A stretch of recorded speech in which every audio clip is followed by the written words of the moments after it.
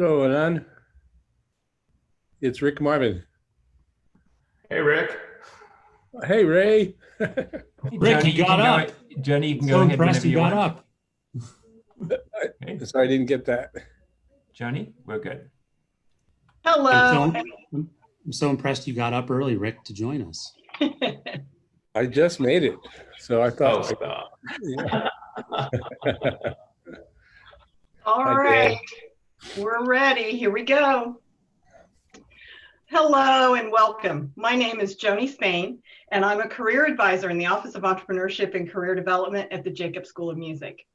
We're so happy to partner with the IU Alumni Association on a virtual road trip to catch up with friends and alumni across the country. Today, we're in Los Angeles, California, Hollywood. Our host and moderator for today's discussion is our colleague, Dan Morris, from the Jacobs Alumni Affairs Office. Hi, Dan. Hi, Joni. Thank you. Should I start? Should I go ahead, Joni? Yep. Go for it. We're ready. Thanks for joining us, everybody. We have a terrific variety of folks on the call today, on the video stream today. I see we have a handful of students, and maybe we'll get a few more to join us.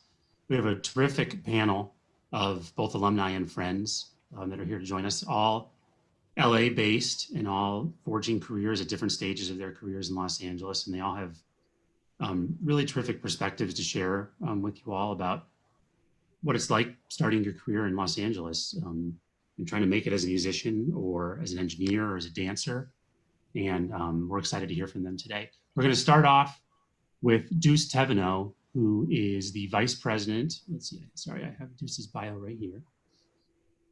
Deuce is he's a 2011 Kelly graduate, and he's the vice president of the IUAA Los Angeles chapter. And he is the founder and COO of Recess, which is the company that he launched in his senior year at IU. It's a touring college music and ideas festival that has evolved into a sponsorship marketplace. So Deuce is going to give us a little bit of background on the IU Alumni Association and the LA chapter. So this isn't Jacob specific, but this is IU specific, and all the students on the call. This is a resource that you absolutely have access to and that we really encourage you to take advantage of. And Deuce is going to tell you a little bit more about how to do that. So take it away, Deuce. Thanks. Nice to meet everyone. Yeah, like a quick 2-second background on me. I'm a Kelly graduate, so not a Jacobs School graduate, but kind of grew up in the music industry when I was a college student at Indiana, and started out as a concert promoter, throwing concerts during Little 500 at Indiana for a couple of years. Would do 5 or 6 or 7, 8,000 people concerts, and graduated and turned that into a full-time business, and have produced concerts globally, all over the world with big name artists ranging from Calvin Harris and Ariana Grande to the Chainsmokers and kind of all around. So I kind of pivoted out of the concert business, but was fortunate to shoot Mark Cuban a blind email a couple of months after graduating, and he actually offered to become our first investor. So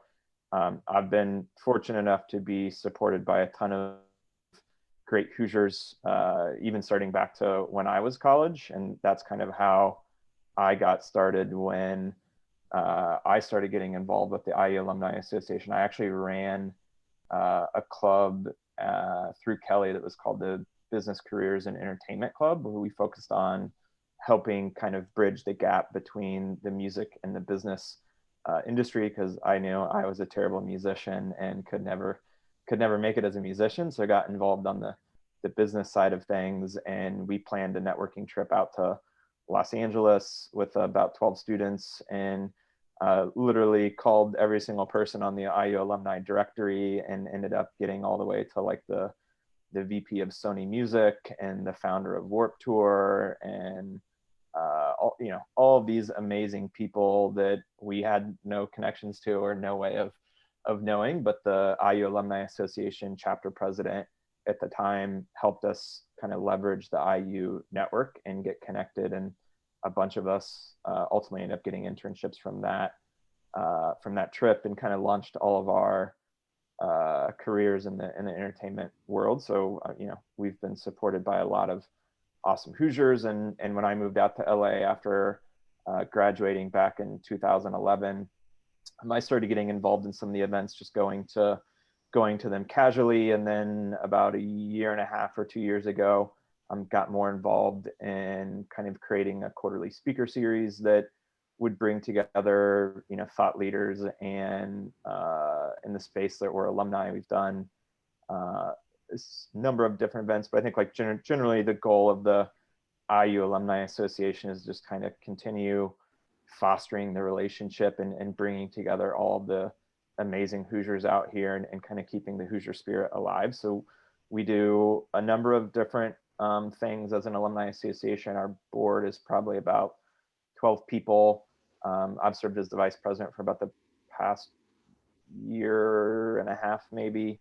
And it's been a great experience. And I've got to meet a ton of awesome Hoosiers. We do a variety of different events, from things ranging from scholarship events, philanthropy events. We do a welcome to LA event after all of the students graduate from IU and come out to LA, where we kind of welcome them to LA and introduce them and you know, learn about what they're doing and how they're helping. And I specifically started these kind of quarterly speaker series that we started about April last year, where we did the first one with Jared Jeffries and AJ Moye, who used to be kind of all-star basketball players, and Jared Jeffries was Mr. Basketball and went to Bloomington High School.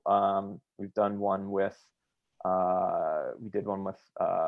Adam Levine's manager, our Maroon 5's manager, and also another one with a big time manager out here who manages like Corella and Zoo and a couple EDM acts. We've done some with some folks in the film and entertainment and TV space, from, you know, the VP of talent at E to the executive producer of Carpool Karaoke. So I think, you know, generally our goal is to, you know, bring together Hoosiers, continue keeping the Hoosier spirit alive, and, you know, help alumni, new and old, connect and have opportunities to meet.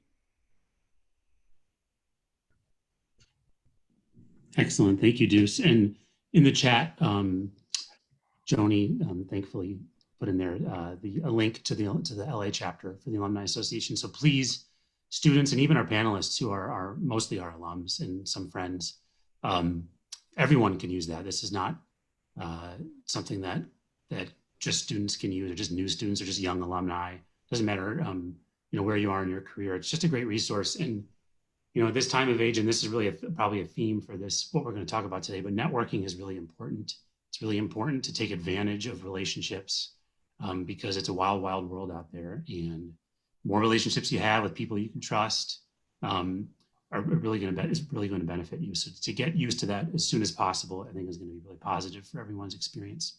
Totally. So we also post the link to the Facebook page and then the Facebook group to the IU Alumni Association LA chapter, and then there's another Facebook group called Hollywood Hoosiers, which is recently merged in with the chapter here in LA, where a lot of students post, you know, asking for help, or, you know, where to live, or, you know, jobs, or people to look over the resume, and it's a great community of folks. And I think that's what makes Hoosiers so awesome is their, you know, willingness to go out of their way to help other Hoosiers. And I've certainly, you know, felt it. And I think a lot of other Hoosiers have felt it and are very willing to pay it forward. So highly recommend everyone to take advantage of it as early as what you can and get started today.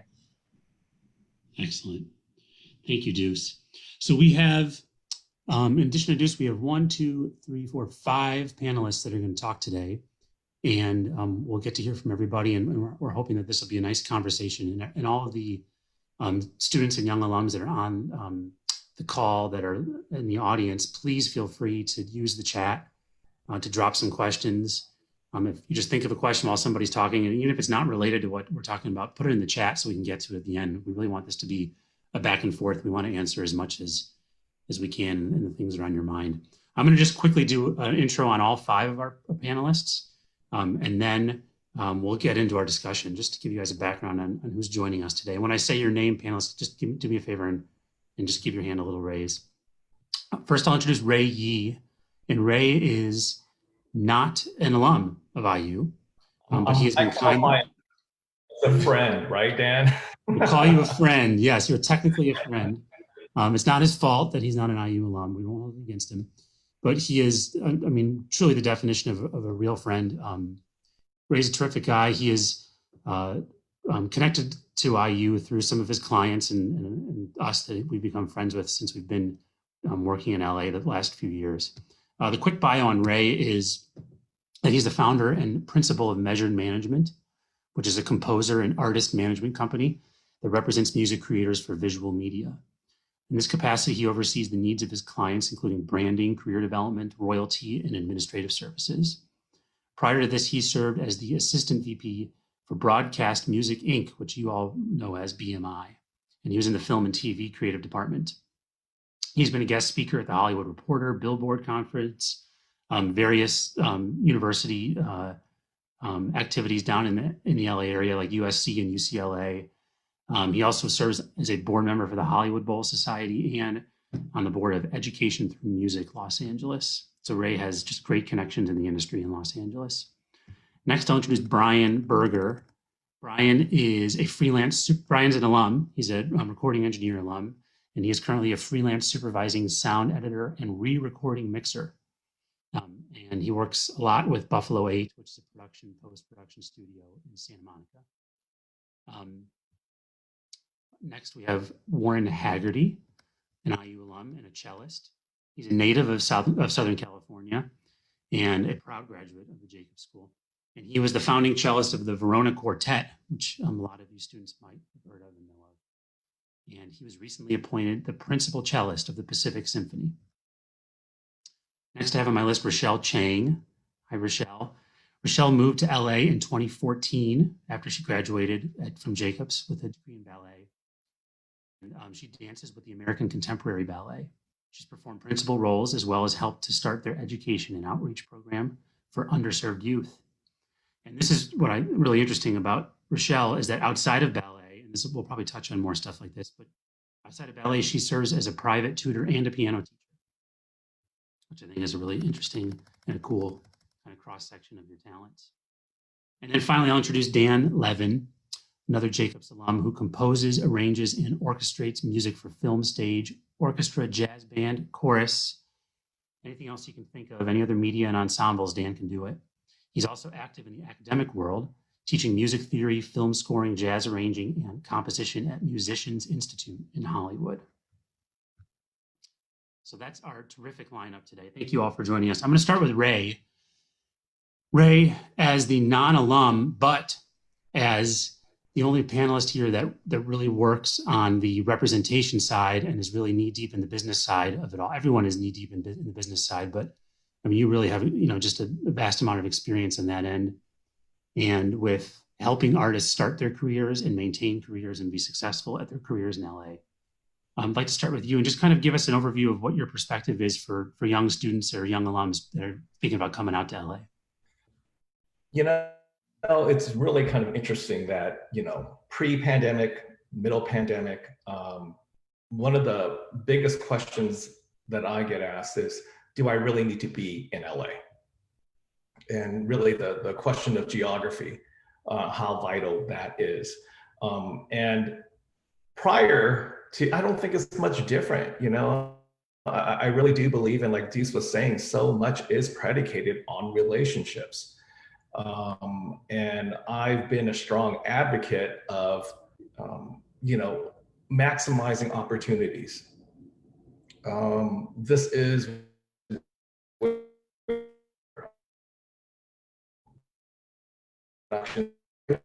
and, whether music or other artistic endeavors, there is value to being physically here. Just hearing how opportunities have come about through just chance meetings. I've had a conversation of someone, meeting people on dog walks, and it's that chance meeting that builds those types of relationships that are so vital in the process of doing business, especially doing business in entertainment. So that topic has been front and center. I recently had dinner with a business manager and an attorney, and there was this talk of, is there an exodus happening? Are people leaving? Are people really kind of embracing this whole mindset of remotely working? And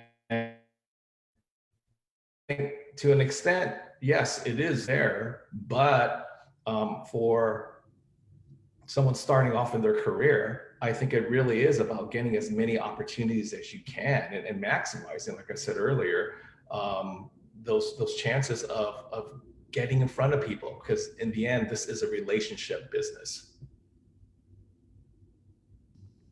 That's great advice, Ray. And it's what I think is fascinating for our students and for our panel is that, we graduate students from such a wide variety of disciplines, and that affects your discipline differently depending on what discipline you're in. And I, with Warren and Rochelle, if either of you want to jump in on this, what you guys do can't be done remotely in non-COVID times. Daniel and Brian possibly could be doing things more remotely in terms of composing or engineering, maybe. But, performing in a symphony or dancing for a ballet company, you can't do that for the company from a different part of the country. So maybe, Rochelle, would you maybe jump on first and let us know what's it like to make those connections in Los? If you want to start a career dancing in Los Angeles, how do you make those connections off the bat? Well, for me, luckily, prior to moving to Los Angeles, I already signed a contract with the ballet company that I'm with. And I've been with them for 6 years now. So luckily, the relationships that I've made within the company has been really beneficial because they're kind of allowing me to continue training however I want. And so for me, that's doing ballet at home, putting on my point shoes. I recently saw a video that our ballet department at IU, some of the seniors made a really cool video of what all of our ballet dancers have been doing to stay in shape. But as far as keeping connections, we're still kind of, figuring things out, how to do things remotely. Luckily, we're all really creative people, and I would say LA as a city itself is a very creative city. And so going back to relationships, if you're able to find someone who, has a different area of expertise, there's ways you could brainstorm on how to further your career. And I just had a thought, since Warren is a musician, one idea I just had was maybe we could collaborate and he could play his cello and I could come up with a dance and maybe, we could do something like that. Maybe. I'd love to. That would be awesome. Let's definitely chat about it. That's great. And what do you how about you, Warren? And your experience with auditioning and everything in pre-COVID times, is different than the reality now. But did you have that? You didn't have that position when you moved back to LA initially after school. Is that correct? No, I didn't. Maybe it would be helpful. I could just backtrack and just talk about my time since IU and maybe like go through some of the steps I took when I first moved to LA and some of the things I did right and some of the things I did wrong, rookie mistakes about LA. So let's see, I left IU in 2015. I was part of the Verona Quartet, who was the graduate quartet at IU. The quartet went to study at Juilliard to do a string quartet degree. We graduated in 2017. And I left the quartet at that time and was trying to start auditioning for orchestras. I had this sort of idea that I was just going to kind of like land my first audition and just have a job immediately. And of course, orchestra auditions are just a whole different animal. And I think the first audition I took, I just completely bombed. It just blacked out. I played like 30% of capacity. So I had to keep doing it. I lived in New York for a year after graduating. I was taking auditions and at the same time working at a dog daycare, which was interesting and fun. And then I moved to LA in 2018. I had been applying for some jobs online in LA, not really getting anywhere. But it was really, as everyone said so far, when I started to work my contacts and just realized what a network can do for you, it really helped immediately. Even things like just when I first moved to LA, just taking someone out for coffee and just talking and letting them know that I'm looking for work, even if it didn't work out right that instant, just people knowing that I'm there and interested in work. I was able to find a couple of things eventually. I started teaching for El Sistema programs. And also I became director of a nonprofit for chamber music for youth and high school students. And that really kept me afloat until I won the audition with Pacific Symphony, which is in Orange County.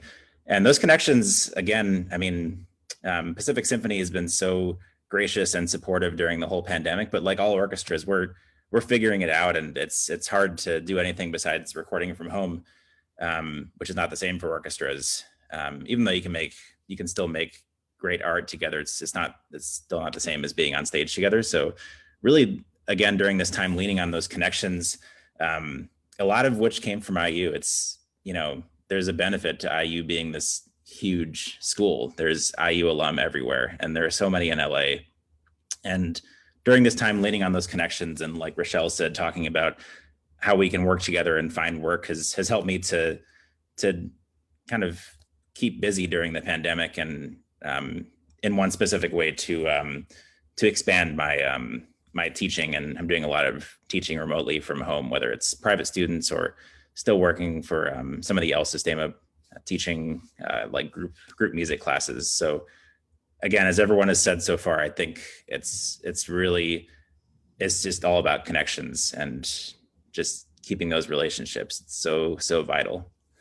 I noticed it's interesting, and Rochelle and Warren, you both have this on your bio, and you both do this, and I think this is a trend that we're seeing in established companies and in orchestras, is that you both not only perform, but you do outreach, and you do educational outreach.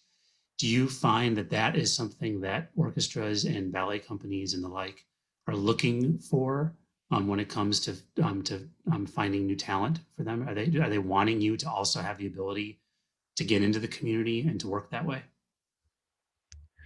It wasn't specifically part of my audition process, but I know my orchestra does that a lot. And all orchestras do. It's just a way of the orchestra being able to give back and be really helpful in the community. So I know there are specific orchestras. The Houston Symphony comes to mind as an orchestra that has specific positions for musicians that both play in the orchestra and then also do a lot of community engagement services. And I've heard really great things about positions like that. And every orchestra I can think of as some sort of community engagement outreach program that musicians can be a part of. So yeah.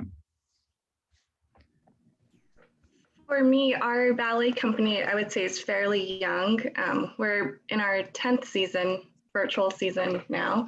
So as far as outreach goes, once we hit a certain point in the company's life, that's when my director came up to me and asked if I was interested in starting an education program. So while at IU, I received my outside field in elementary education. So I'm really interested in that part of life besides performing as a ballet dancer. But I took the position, so I really value, giving back to the community. And I think my perspective is, I think, the children are the future. And if I can be a part of that and help make a difference in that way outside of ballet, I really want to be a part of that. Great. To change gears a little bit, I want to talk to Brian and Dan now. I've spent a lot of time in LA the last 6 or 7 years, and that's where I've gotten to know Ray and Rick, who's also on our call today. LA is a city unlike any other. If you're interested in moving to LA and starting out there, from my perspective, and I would like Brian and Dan for you guys to expound on this, there's a lot of opportunity in LA, but it's a weird place, and you have to know how to take advantage of that opportunity. But really, unlike any other major city in the US, if you want to start your career and you have an entrepreneurial spirit to yourself, you'll see that both Brian and Dan work for themselves. They don't work for a company. They're not employed by a symphony or by a dance company. If you have the drive to do that, I would love to hear from you, Brian. We'll start with you, Brian. We talked a little bit about one, did you have that drive just as a junior and senior in school? And did you know, like, I'm going to go like freelance and make it on my own? Was that a little bit scary to you? And then how do you convert that to actually working and making a career out of your talent? Yeah, I think I definitely knew that was kind of what I was going to do. I moved out to LA without a job, just with the idea that I know I have to be out there to do it, and I'll figure it out. I have a savings from working at Hartzell's in Bloomington. Thought that would be enough. Totally wasn't.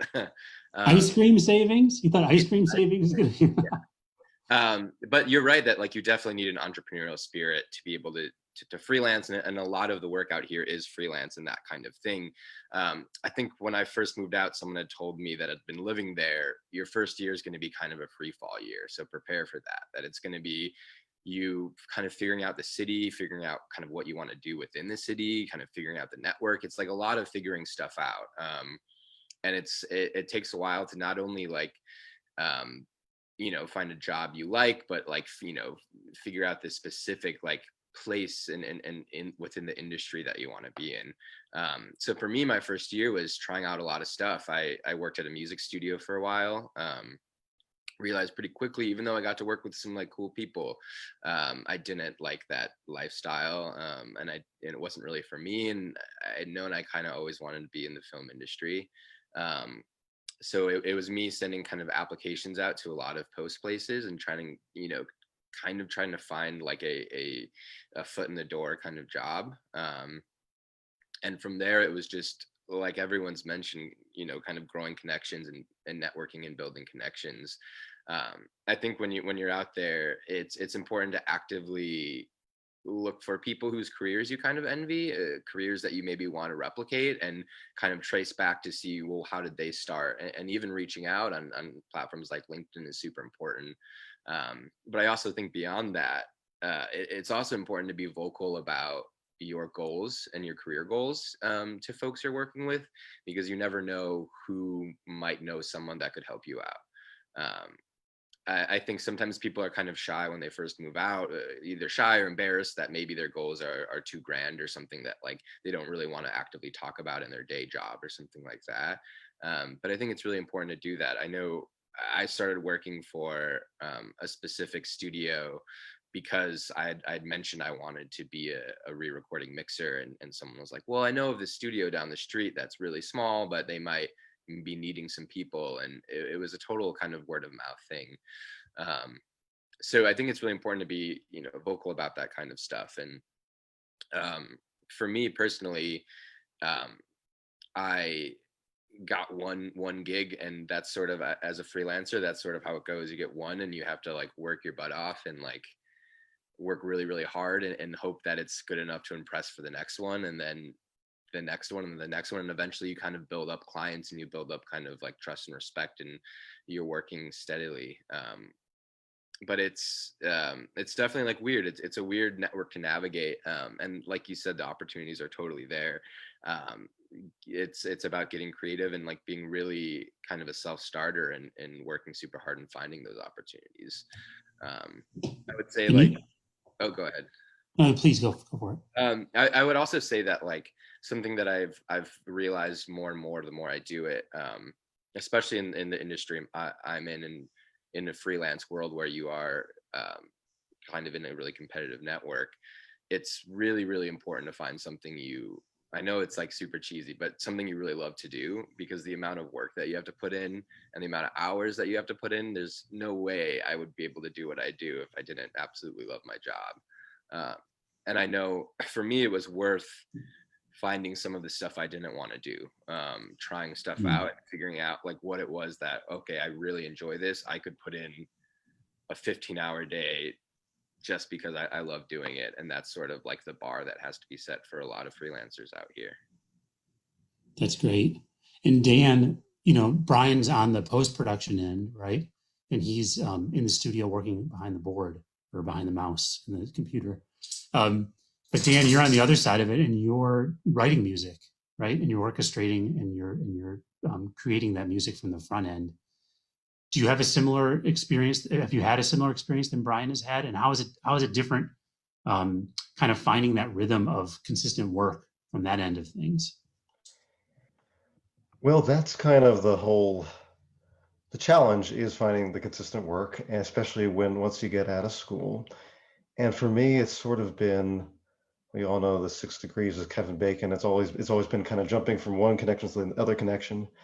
When I first got to LA, I was still when I was still planning to go to LA, I was trying to figure out, okay, how could I make a living when I'm out there right away? So I found somebody who was actually back in Bloomington, who had been in LA, who told me about this teaching job that I can kind of get in on the ground floor. So I got here, stayed with cousins I had only met once. It was actually 2 weeks before their wedding. And within a few days, I had 3 just job interviews, just trying to get right in there. And so the trick was always in the beginning, balancing, you know, how Brian said, you really have to work hard to make it in this kind of industry. And so a lot of it is balancing the work that you need to do to make it in your chosen industry and just work that you need to do to make rent. In the beginning, I was teaching something like 60 to 70 piano lessons a week and teaching at a Montessori school and playing piano and organ at a church and then getting home and orchestrating. One of my first gigs out here in LA, one of my first was, there was actually a composer that I met when I was still at IU, who was, I was playing a piano in the Sonata for Flute and Jazz Piano Trio by Claude Bolling. And the flutist's friend was a composer from Canada who came in and started talking to me. And 2 years later, he started calling me for orchestrating gigs. So you kind of have to be prepared to also just work crazy hours. I'll never forget this cartoon I had to work on where it's a 10-minute cartoon, and those of you who do film scoring know when you do something called Mickey Mousing, where you have to match up events, it can be very time consuming, and I had 500 points to sync with in a 10-minute cartoon. And so it took me about a day to write that, and the sun came up, I showered and went to work. So a lot of it's just kind of balancing all sorts of different aspects of your career. As a composer, I've had to sort of take all the different skills that I was taught at IU, whether it was counterpoint, theory, orchestration, arranging, all those types of skills, and different projects call for different aspects. Out here, you have to learn a lot of different styles. So there's this one film where there was Southern rock, Earth, Wind, and Fire type music, country, all sorts of crazy things you need to do. A little bit of advice for those who are more interested in concert music. The big difference once you get out of school is you have very little rehearsal time, generally, unless you're really lucky. So composing so that people can almost perform it off the bat is really, really important. I had orchestrating gigs where I had to write for players who might not have been as good or who had very little rehearsal time, and so it just had to work right off the page. So being able to do your skills at a really high level really, really quickly is really important. One other bit of advice, and it's going to sound a little bit kind of almost silly. When you're in Bloomington, or at least when I was there, the living expenses are a lot lower than when you're in LA. I don't know if it's still that way, but I remember paying rent something like $220 a month when I was in Bloomington. In LA, that will buy you, I don't know, maybe half of a closet. So when you were in Bloomington, take the opportunity to save, do whatever other jobs you've got, go to business school, take some classes in investing, build somewhat of a nest egg. So when you come out here as a composer, you can take any job that you need to take. An assistant job that pays very little, a freelance job that at first doesn't pay anything, what they call deferred compensation, which means you won't get paid. And so just building, if you have a nest egg where you can just kind of go out and take anything that any kind of gig that comes your way, then you can build a little bit more quickly. Because also the hours are crazy. So if it's an assistant gig, they might want you to come in at 1 a.m. to help them mix something. And if you have to worry about getting up for work at 6 a.m, that might be hard. But if you've got a little bit saved away and you can kind of do that grunt work, you can start building your network. So it's a bit of advice. But on the other hand, don't let people scare you too much about coming to LA. There is I don't know of any career that's easy. And certainly if you look at the history of composers, nobody's ever had it easy. I think the Brandenburg concertos were written as a demo for work that Bach didn't get. So just go for it and work your connections. And as Brian said, make sure you're doing what you love. I would, just to jump on something that you just mentioned there, what I found really comforting about LA when I moved here is it is like totally normalized to be working multiple jobs and to be like, you have your passion job and your day job, and it's a super normal thing out here that, like, I think maybe other parts of the country there's maybe a stigma attached, where I always felt really welcome and comfortable and not strange having to work multiple jobs when I was starting out or something like that. So I think it's daunting and might seem weird. I know it wasn't like kind of what I expected when I went to college to get a degree and get a job, but LA is a pretty welcoming community about that, because everyone kind of feels like they're in that same thing. That's great. And Jonathan, thanks for putting the question in the chat, and we addressed it a little bit. And I wonder, Warren, you did live in New York for a little while after school. Comparatively, cost of living, what would you say how that compares between LA and New York? I'd say it's pretty comparable. But I think actually moving to LA, I had some family to lean on when I moved out here at first. So I was pretty lucky in that regard. So I don't know if I can speak to what it feels like to move here without any sort of support system. But I will say one thing that one mistake that I made is when I first got a job here, I looked at, so I was living with my family for a bit, and then I got a job. I looked at the map and decided to live somewhere that was 12 miles away from that job, thinking, 12 miles is not that far geographically.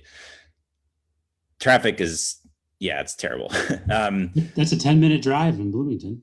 I know, right? Or a 10-minute drive at midnight in LA. But I think it's really important to talk to someone first. Just figure out where you're going to live, people that know the area. I think one helpful way to think about it, and the mistake that I made, so I think it's helpful to kind of, if you're working in the greater LA area, it's helpful to sort of split it into West LA and East LA. And if you have work on one side, don't live on the other side, although sometimes it's hard to avoid that. But for instance, if you have work in Culver City, Santa Monica, those are west of LA. Don't live east of LA, because then you have to cross downtown and have fun with that. So I think it's worth it to pay a little bit extra to live closer to where you work. And so there's definitely a theme, and I don't necessarily think that this is just specific to Los Angeles. I think that our graduates, our students, and our young graduates, wherever they move, whatever big city they want to move to, or any city, there's a real intense element of hustle to get your career started. And I find that the commonality between people that are successful, whatever stage of their career they're at, they all embrace the hustle, and what Brian and Daniel talked about is really important that I hear from you guys, is that if you love what you're doing, if you're hustling in an area that, that really brings you a lot of joy and you're passionate about, it still is exhausting, but it doesn't feel like hustle. It feels like you're doing what you got your degree to do and what you want to do. Ray, I would love, Ray, for you, if you could touch on, what do you notice? A lot of the artists that you work with are further along in their careers and mostly pretty successful. Obviously, if they have a manager, you're at the point where they have a lot of work and they need your help.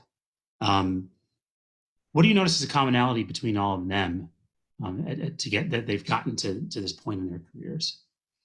I would say it's all the things that have been discussed right now. You know, I really love that that point has come across, like you gotta love what you do.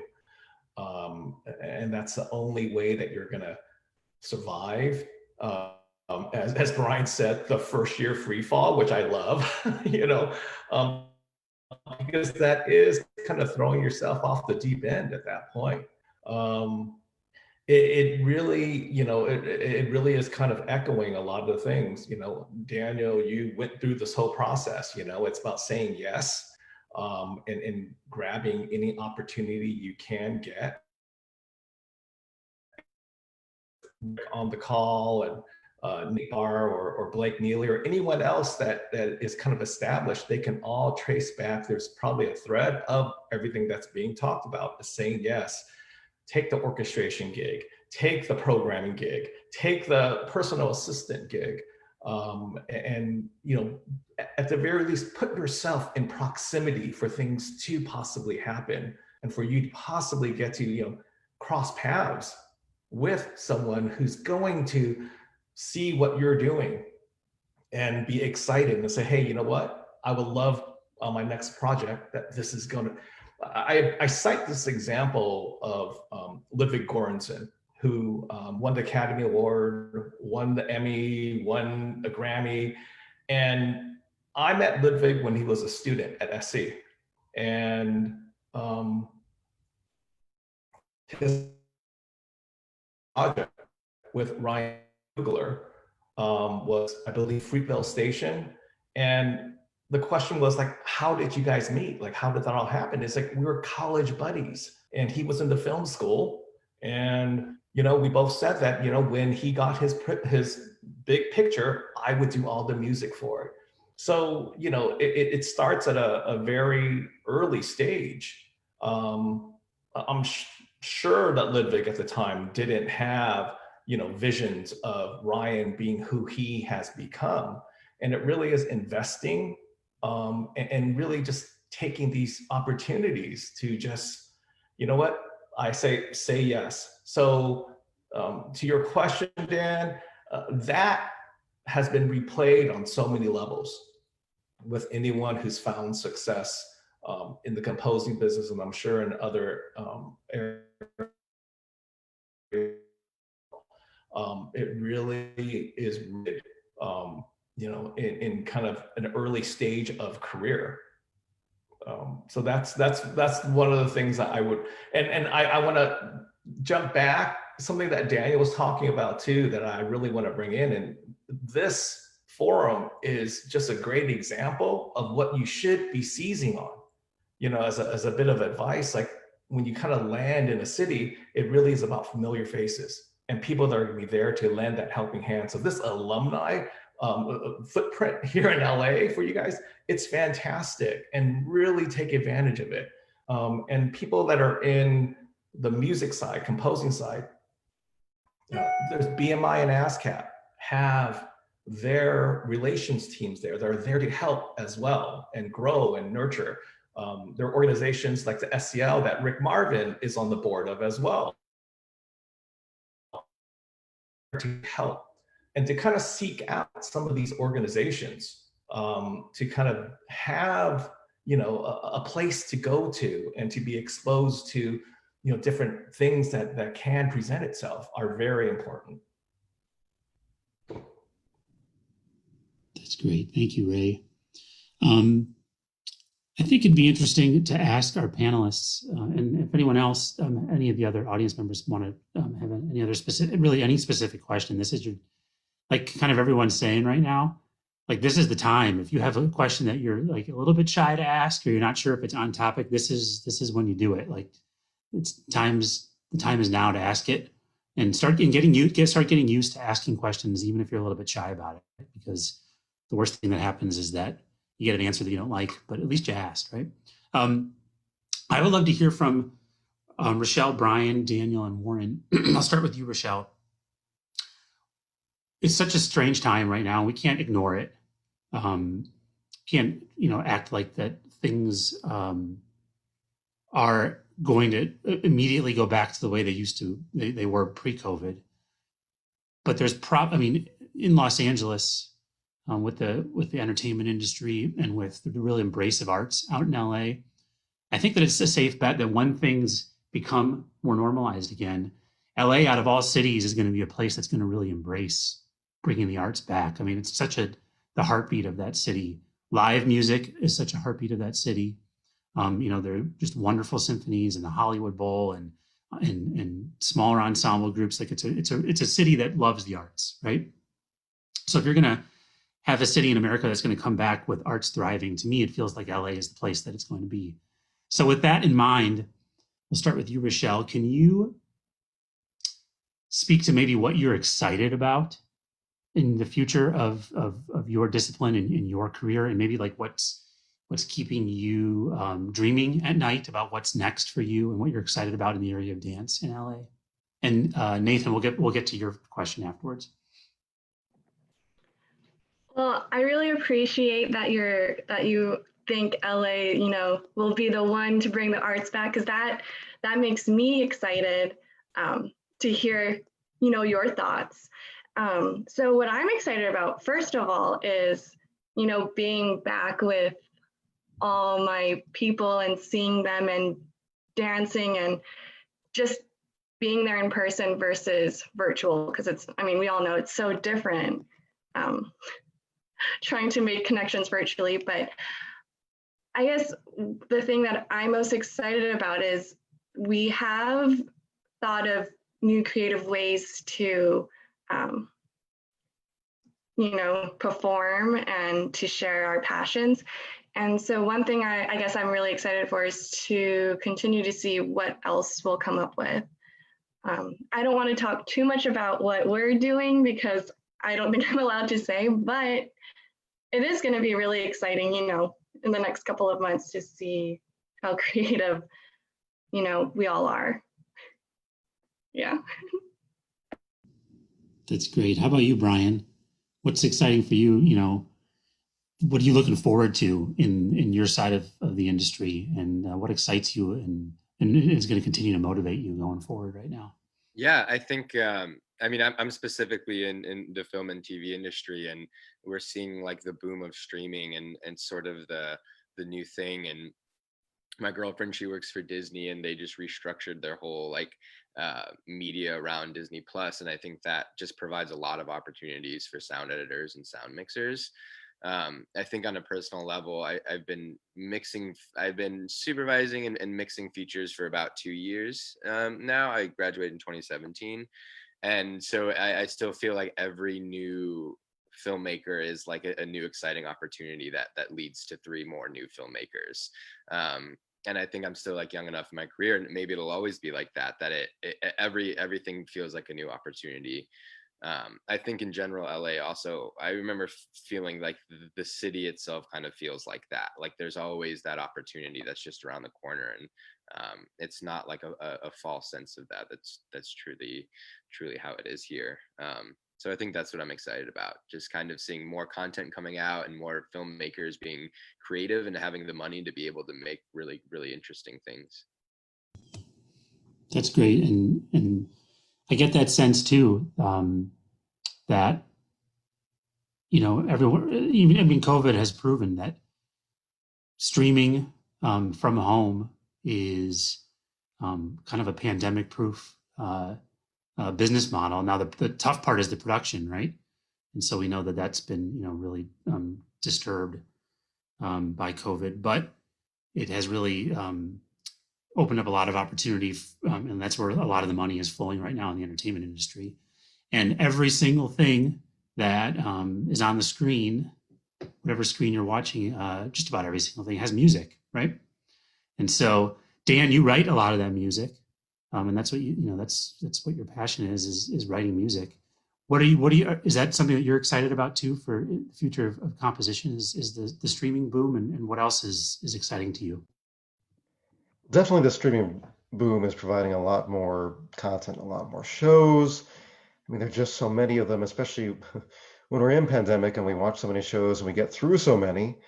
There's just this need for good content And what the pandemic kind of shows for composers, I don't know if any of you have seen the meme of, it shows a composer at home, and then shows a composer socially distanced. And it's the same picture. We don't have to be as much in contact directly as other people do. In fact, a lot of people I've worked for, I've never actually met.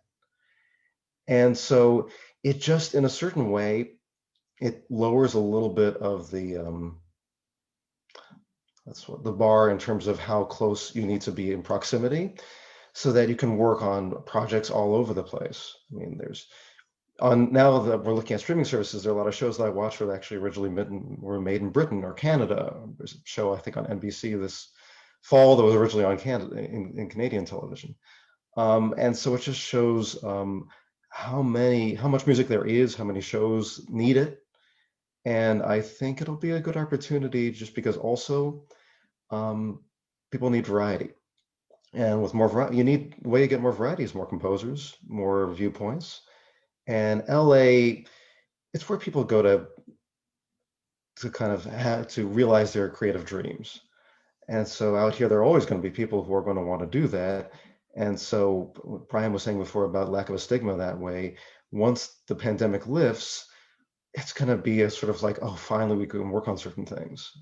A little over 2 months ago, I was married, and we had a very socially distanced wedding, but we had a live string quartet that I composed the music for. And I think it was like a relief for them to actually have a gig. And once we can all get back to work, it's going to be so much fun also because we'll finally enjoy and realize what a pleasure and what a kind of opportunity it was to have those possibilities.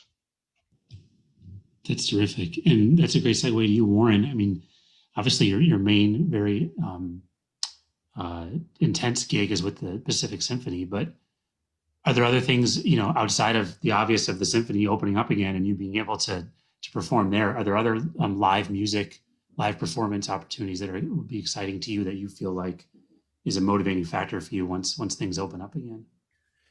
Yeah, something I'm really excited about that I've seen since March of this year is that for orchestras everywhere, their business model for so long has been getting the audience to come to them at their concert hall, et cetera, et cetera. And now we're kind of focusing more on how to bring the orchestra out to the audiences.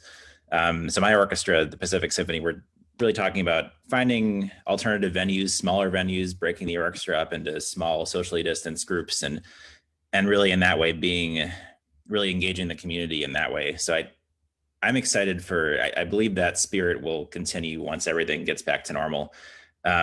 So that's something that excites me.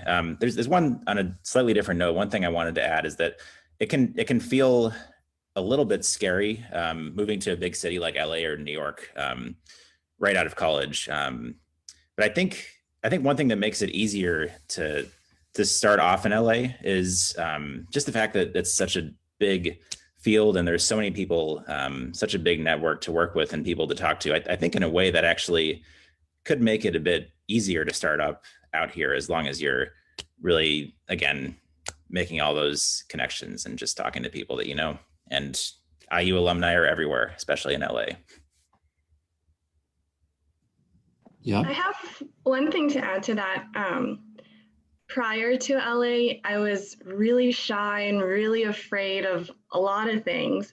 But one thing that I'm really grateful for while I've been in LA is I've learned that it really is okay to make mistakes, and you can't worry about, you can, but don't worry too much about what others think of you. My biggest suggestion is, remember what your values are, what you believe in, what you love. And as long as if you're able to translate that, I think that will bring you success, and it'll also teach you a lot about, what you could do differently or, yeah, just like that. That's great. That is a fun thing about LA is that so many people are there that are not from there, right? And so many people are there that are bringing really a range of perspectives. And LA obviously has, like every place, it has its own quirks and it's got its own, common characteristics, but it's really a melting pot of perspectives. And I think that of all places, as sometimes it's said, it's a place where you can kind of let your freak flag fly, right? Like people are not shocked by different person. There's a lot of strange personalities in LA. So trust me, yours is not the strangest. There are a lot of interesting people asking strange questions, and you're probably, you haven't asked the strangest question that people have heard before in Los Angeles. So in that respect, it's a really great city to just really be yourself and be confident in yourself, because there's just so many other interesting types of people. Ray, Nathan has an interesting question that you might be able to answer, because you've been in LA a long time, and I know you are in your car crisscrossing meetings back and forth. What do you think about Nathan's question? I think it's very challenging to get by without a car.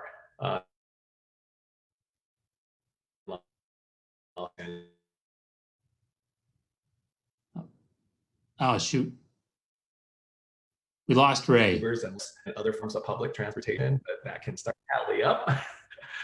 Oh. Got you now. Yeah, you had a little lag there. Sorry, but you said that public transportation is okay, but you really kind of need a car, basically. Yeah, I mean, yeah, you do need one. I think there was, of the handful of people that I know that have kind of moved to LA and have kind of bucked that system, they kind of wear it with a badge of honor more than anything else. But for all practicality, I would say if you can, you do need a car for those reasons. That one, geographically and financially, there's only going to be a limit. There are going to be limitations on where you're going to be able to live, and depending on where your job is going to take you. Not still in the corporate space. When I was interviewing for people, I had to be creative in how to ask how they got here, because I couldn't be seen as discriminating against someone. But it gave pause, when someone said that their commute through public transportation was going to be 45 minutes to an hour every day, but they were more than willing to do it. That is more of the culture, and that is absolutely true, though, that what everyone says, that it is a car culture over here. Mm-hmm. Yeah, that's an unfortunate thing, but it is the reality, so it's important to know that. Yeah. Does anybody, we're going to wrap up now as we're hitting our hour mark. Anyone have any questions they want to stick in the chat? And if you don't want to put it in the chat and you want to just unmute yourself and ask a question, please go for it. And nobody has any, if any of our panelists have anything else that they'd like to finish up with, any last words of advice they'd like to impart, you can speak up now. I want to jump in and say, the same thing again with Rochelle was saying too, is that, this is the time to just be fearless. This is the point in your career. And also my conversation with Joni yesterday, it was like, if not now, when? That this is the time to make that leap. If this is something you're passionate about, stay focused and make that leap and give it that, be focused. This is something you're passionate about, and this is the perfect time, I feel, to be embarking on something like this. I have to say that for everyone on the call that's a current student, I think that our alums would agree with me by saying that if you graduate with a Jacobs degree, you have what it takes to make it in LA and to make a career anywhere else. I mean, you are going through the ringer to graduate with a degree from the Jacobs School. And so that is a huge accomplishment once you do that, whether it's dance or it's engineering or it's composition or performance. So it's a different challenge starting your career, but it's not necessarily a challenge that you don't have the ability to overcome, just like there's the challenge of getting through your degree program. So I would say you have what it takes. If you can make it and graduate, it's just refocusing that energy into a new venture, because we have so many alumni that have made it in LA that are continuing to make it and will continue to make it in the future. And we're hopeful that any of you on the call, if you do take the leap, any of the students that are on the call, that 5 years from now that you'll be on the panel side and telling a whole new batch of students what your journey was like. So with that, it's exactly 1 o'clock. So we're going to wrap it up. And Thank you, everybody. Thank you, Rochelle and Brian and Dan and Warren and Ray, especially, for taking time out of your Friday morning in sunny and hot LA. I know it's hot over there these days. Hey, Dan, thanks can I to- jump in there for a sec before you Oh, leave? yeah, please. I didn't want to bug you and have you come on. I didn't know you if you were. No, Joni suggested I say hello, and I want to say hello. And Good. And this is so cool. I really just to be connected to Brian and Warren and Daniel now. I feel like I got some IU guys out here, and really nice to meet all of you. And I've been really involved in making connections with IU scoring people over the last few years, and I continue to do that. And I'm very passionate about it.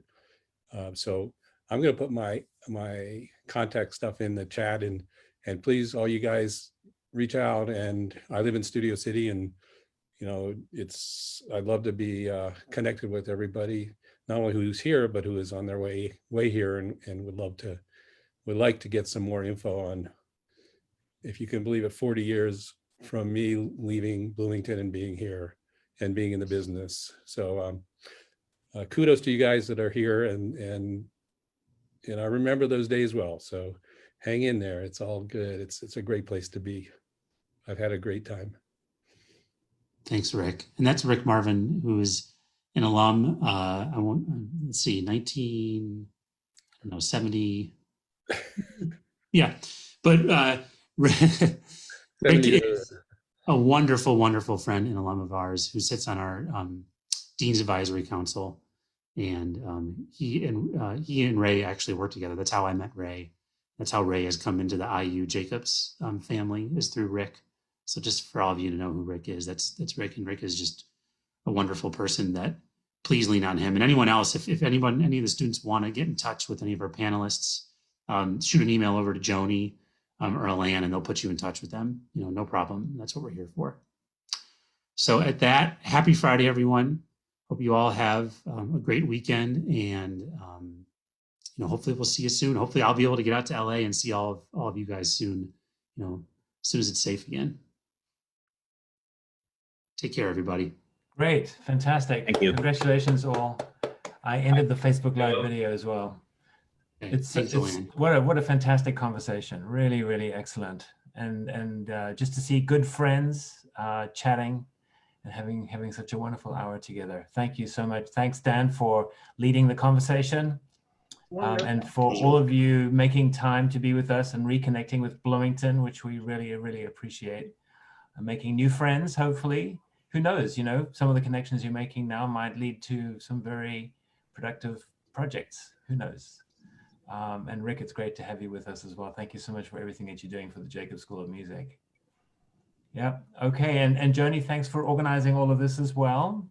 This was wonderful. Thank you all so much. What a great discussion. Yeah. So good to see you all.